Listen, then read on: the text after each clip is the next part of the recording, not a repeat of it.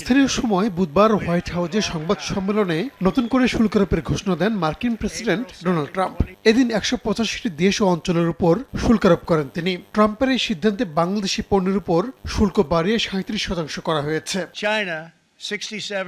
বাংলাদেশ বাদেও ভারতের পণ্যের উপর ২৬, পাকিস্তান ২৯, চীনা পণ্যে ৩৪, শ্রীলঙ্কা ৪৪, মিয়ানমার ৪৪, ভিয়েতনামের পণ্যে ৪৬% শুল্ক আরোপ করেন ট্রাম্প। এশিয়ায় যুক্তরাষ্ট্রের মিত্র দেশগুলোর বিরুদ্ধেও ব্যবস্থা নিয়েছেন মার্কিন প্রেসিডেন্ট। সবচেয়ে বেশি কম্বোডিয়ার পণ্যে শুল্ক আরোপ করেছেন তিনি। বুধবার মধ্যরাত থেকেই কার্যকর হবে এই সিদ্ধান্ত।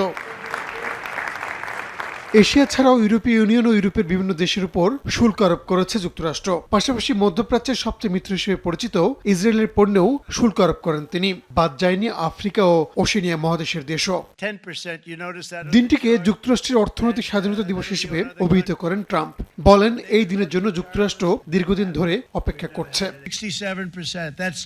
যুক্তরাষ্ট্র অন্যান্য দেশের উপর পারস্পরিক শুল্ক প্রয়োগ করবে। গত কয়েক দশক ধরে এ নিয়ে আমরা ভাবিনি, আর এখন দেখতেই পাচ্ছেন কি ঘটছে। যেসব দেশ আমাদের সঙ্গে খারাপ ব্যবহার করবে, আমরা তাদের সমস্ত শুল্ক হার সহ অন্যান্য প্রতারণার উপায় একত্রে হিসাব করব। এবং যেহেতু আমরা খুব দয়ালু, তাই আমরা খুবই দয়ালু আচরণ করছি। ট্রাম্পের শুল্ক আরোপের পর থেকেই প্রতিক্রিয়া জানাতে থাকেন বিশ্ব নেতারা। পাল্টা ব্যবস্থার ঘোষণা দিয়েছেন কানাডার প্রধানমন্ত্রী। মার্কিন শুল্ক আরোপকে অত্যন্ত দুঃখজনক বলছে জাপান। এছাড়াও বিভিন্ন দেশ ও জোটের নেতারা শুল্ক আরোপের সমালোচনার পাশাপাশি পদক্ষেপের ঘোষণা দিয়েছেন। রাহানুল রানা, সময় সংবাদ।